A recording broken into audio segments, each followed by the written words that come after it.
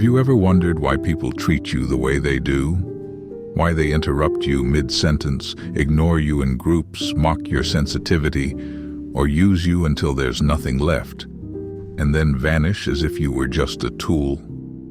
Maybe you're always available, saying yes even when exhausted, staying silent to dodge conflict, forgiving too quickly without an apology. What do you get in return? Contempt, indifference, silence. And deep down, you know you're not respected, but you don't know how to stop the cycle. Carl Jung warned, "The most terrifying thing is to accept oneself completely." Respecting yourself means looking inward and admitting your own part in this. As long as you ignore your needs, others will too. This isn't about victimhood or clever lines to recite. It's about tracing the root of disrespect, one far closer than you think. If you're tired of being treated poorly by friends, family, partners, or co-workers, it's time to reclaim your emotional life. Jung taught that our outer world mirrors our unconscious. The slights you attract, the interruptions, the dismissals, the silences, reflect how you relate to hidden parts of yourself. You might believe people disrespect you because they're selfish or cold, but the truth is, they're responding to how you position yourself, or fail to. Every time you stay silent in the face of injustice, you send the message, "This is how I allow myself to be treated." Your unconscious self-image, fragile, uncertain, unworthy, becomes the blueprint others follow. This isn't blame. It's awakening. The disrespect you feel may stem from childhood scripts. Good children stay quiet. Love means submission. Agree to be loved. Today, those scripts run in your mind, guiding every word you swallow. You've internalized the belief that your worth depends on others' approval. As long as this runs beneath your awareness, the pattern repeats.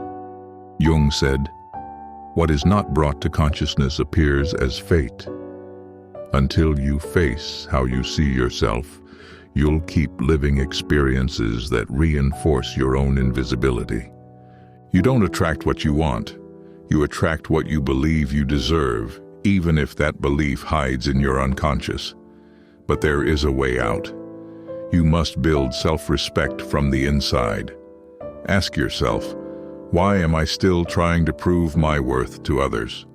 You've spent your life bending, adjusting, becoming the ideal child, partner, or friend.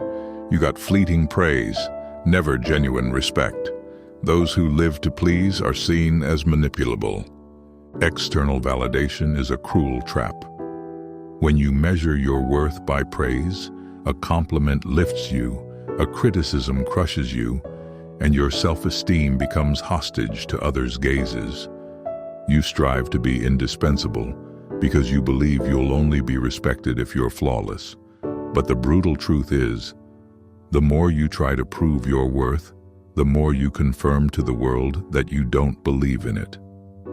People who respect themselves don't beg for attention or do favors expecting love.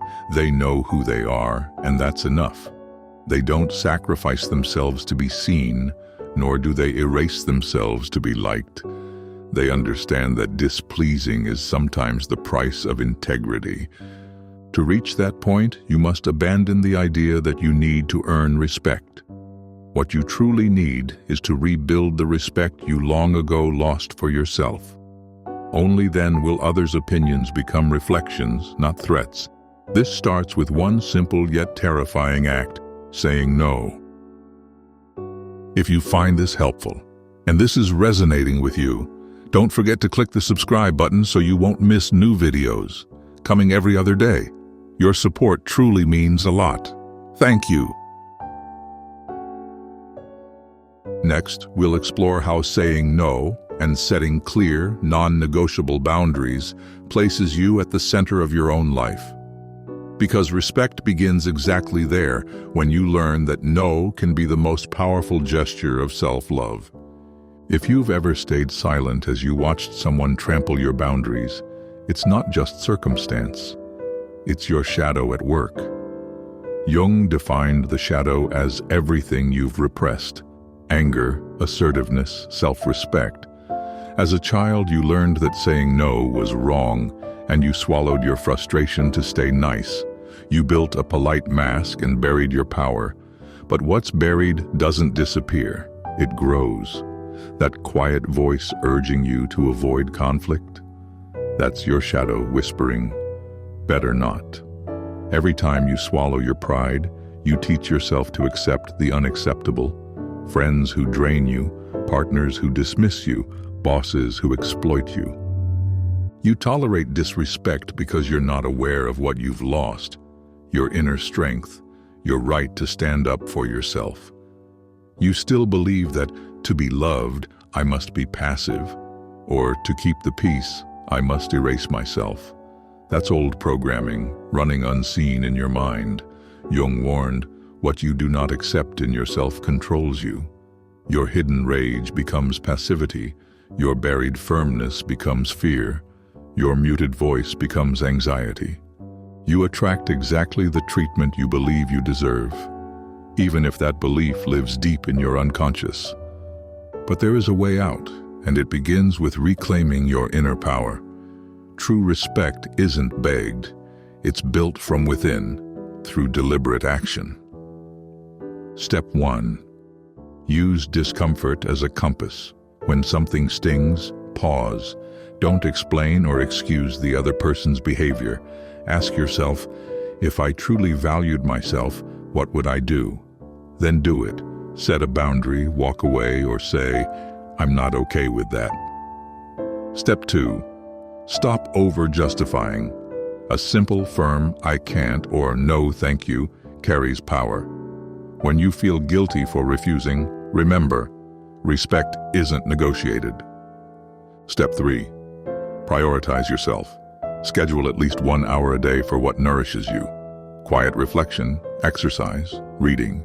Treat it as non-negotiable. If you won't protect your time, nobody else will. Step 4. Replace reactivity with pause. When disrespected, resist the urge to lash out or stay silent. Breathe, then respond. That crossed a line. I won't accept this. Your calm clarity disarms manipulative tactics. Step 5. Surround yourself with uplifters. Notice who values you and who only reaches out to take. Quietly distance from the latter. Those who truly care will respect your newfound boundaries. These practices feel unfamiliar because you've spent years pleasing and yielding. Repetition, firmness, and patience are your allies now. Each no you speak is a brick in the foundation of self-respect. As Jung said, until you make the unconscious conscious, it will direct your life, and you will call it fate. The disrespect you've endured, the relationships that hurt you, the patterns that repeat, they're not random. They mirror your relationship with yourself. If you want different responses, start by rewriting your inner script. You don't need to become cold or callous. Just refuse to be disposable. Every boundary you set, every truth you speak, reshapes your world. And yes, this may upset those who benefited from your old compliance. That discomfort is a sign of real change. Now, I want you to make a public pact with yourself. In the comments, write, I choose to respect myself. Saying it out loud is your first step toward making it real. Then, don't stop here. Watch the next video to deepen your transformation. You deserve to reclaim your voice, your power, and your dignity. And with that being said, I will see you in the next one.